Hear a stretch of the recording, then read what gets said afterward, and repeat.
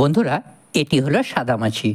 তো আমরা অনেকেই জানি, আবার অনেকেই জানি না যে এই সাদামাছি আমাদের বাগানের এবং মাঠ ফসলের কি ভয়ঙ্কর ক্ষতি করে।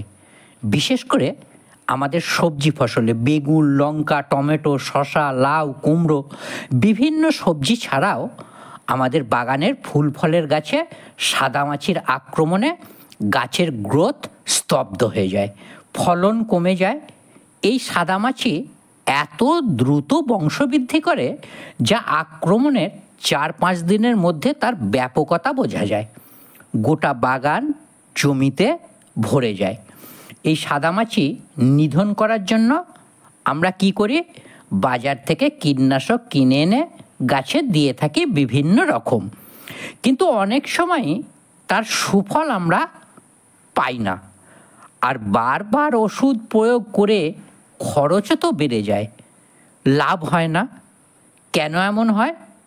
কৃপতিকার সাদামাছির জন্য স্পেশাল কীটনাশক কি, যা একবার প্রয়োগ করে সাদামাছির থেকে উদ্ভিদকে বাঁচানো সম্ভব? তো আসুন বন্ধুরা, আজকে জেনে নেব সাদামাছির চরিত্র এবং কোন কীটনাশক প্রয়োগ করলে সমূলে বংশ ধ্বংস হবে। নমস্কার বন্ধুরা, মুখার্জি গার্ডেন্সে আপনাদের সকলকেই স্বাগত জানাই। এই সাদামাছির থেকে সম্পূর্ণভাবে ফসল বাঁচাতে হলে জানতে হবে প্রথমেই এর চরিত্র।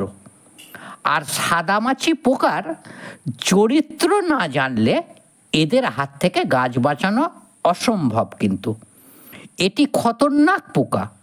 এই একটি সাদামাছি জন্মানোর 24 ঘন্টার মধ্যেই এরা ডিম পাড়ে। আর আপনি এই ডিমগুলি গাছে দেখে বুঝতে পারবেন না ওপর থেকে।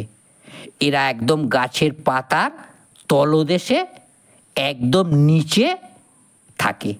অতি ক্ষুদ্র ক্ষুদ্র একসঙ্গে অনেক ডিম পাড়ে, একদম পাতার নিচে কিন্তু থাকে। আর এই সাদামাছির বিশেষত্ব হলো এদের মুখে থাকে সরু ছুঁচের মতো হুল। এটি গাছের পাতার মধ্যে থেকে একদম ভিতরে ঢুকিয়ে দেয় হুলটি, দিয়ে এরা রস শোষণ করে।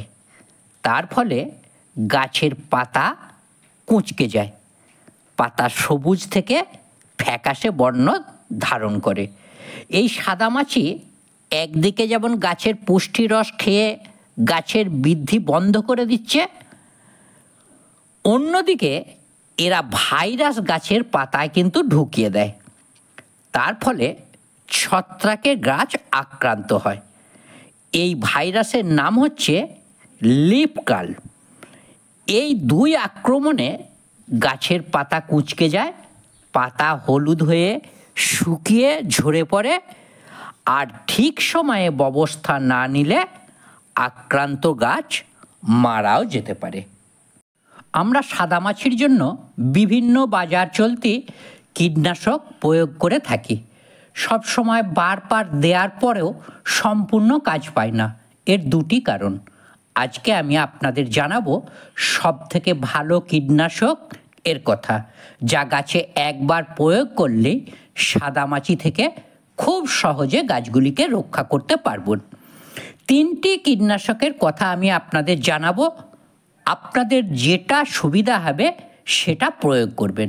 একটি রাসায়নিক, একটি জৈব, আর একটি বাড়িতে তৈরি করা দ্রবণ। এই 3টির মধ্যে যে কোনো একটি আপনারা ব্যবহার করে সাদামাছি থেকে গাছকে বাঁচিয়ে দিতে পারবেন। সব থেকে ভালো একদম লেটেস্ট সাদামাছির কীটনাশক হলো টাটা কোম্পানির ক্লাস্ট্রো। এটি ব্রড স্পেকট্রাম, সিস্টেমিক এবং স্টার্ন লেভেলের অ্যাক্টিভিটি। এটি সাদামাছি ছাড়াও বিভিন্ন ধরনের রস শোষণকারী পোকা যেগুলি রয়েছে, যেমন এফিড, জেফিড, thrips, white fly, mealybug, mite ইত্যাদি সমস্ত ধরনের রস শোষণকারী কীটের ওপরে কাজ করে।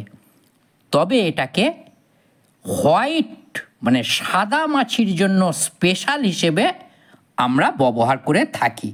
খুব ভালো কাজ, কন্ট্রাক্ট সিস্টেমিক, উপর থেকেও কাজ করে, ভিতরে প্রবেশ করেও কাজ করে। এই ওষুধটি কখন প্রয়োগ করতে হবে? খুব সকালে, আর না হলে সূর্য ডোবার পর ঠিক সন্ধ্যার আগে। 1 লিটার জলে 1 মিলি একবার দিয়ে গাছে স্প্রে করলেই কিন্তু সাদামাছি মারা যাবে।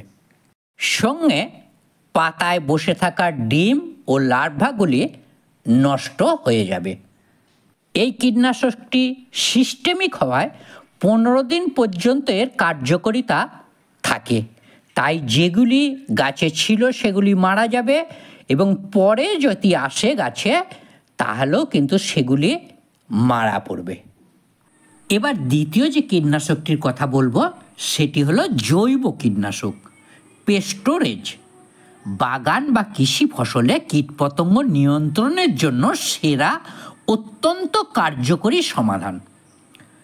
এটি ফার্মাসিউটিক্যাল এমিনেন্সের প্রজাতি থেকে তৈরি উচ্চমানের পণ্য এটি, যা এফিড, সাদামাছি, ফড়িং এবং সব ধরনের চোষা পোকার জন্য সেরা কীটনাশক।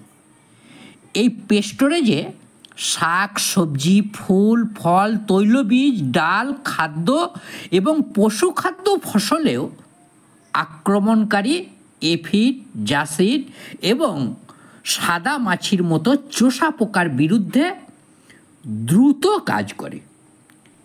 এটি একই সঙ্গে উদ্ভিদের ফাইটোটনিক, উদ্ভিদের কার্যকলাপকে ট্রিগার করে এবং মেটাবোলাইট তৈরি করে উদ্ভিদের প্রাকৃতিক কীটপতঙ্গ প্রতিরোধ করে।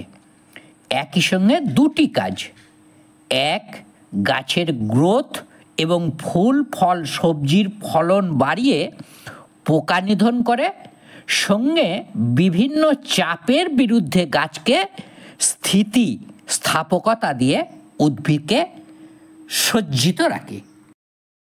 এটি আমরা ছাদ বাগান বা কৃষিক্ষেত্রে আমরা খুব সহজেই ব্যবহার করতে পারি এবং এর কাজ কিন্তু খুব ভালো। বন্ধুরা, সাদামাছি নিয়ন্ত্রণের সেরা দুটি কীটনাশকের মধ্যে যে কোনো একটি প্রয়োগ করে সাদামাছি নিয়ন্ত্রণ করা যাবে। এবার যে বন্ধুরা ছাদ বাগান করছেন, এই দুটি কীটনাশক কেনা সম্ভব যদি না হয় তাহলে ঠান্ডা জল মানে বরফ জল গাছে 2 থেকে 3 বার স্প্রে করুন। খুব সকালে একবার, বিকালে একবার, আর সন্ধ্যায় একবার। পরপর কিন্তু এই ঠান্ডা জল 4-5 দিন একইভাবে স্প্রে করলে সাদামাছির উপদ্রব কমে যাবে। সেই সঙ্গে নিম পাতার সঙ্গে রসুন এবং কাঁচা লঙ্কা একসঙ্গে পেস্ট করে সঙ্গে সাদা তেলের সঙ্গে মিশিয়ে বিকালের দিকে গাছে স্প্রে করুন। 2-3 দিন পর পর 3-4 বার। খুব ভালোভাবে গোটা গাছের কিন্তু পাতা কাণ্ড ভালোভাবে ভিজিয়ে দিতে হবে। দেখবেন এইরকম যদি 3-4 বার করেন তাহলে কিন্তু আপনার বাগানের গাছগুলি থেকে সাদামাছি উধাও হয়ে যাবে। ভালো থাকবেন বন্ধুরা, আজ এই পর্যন্তই। নমস্কার।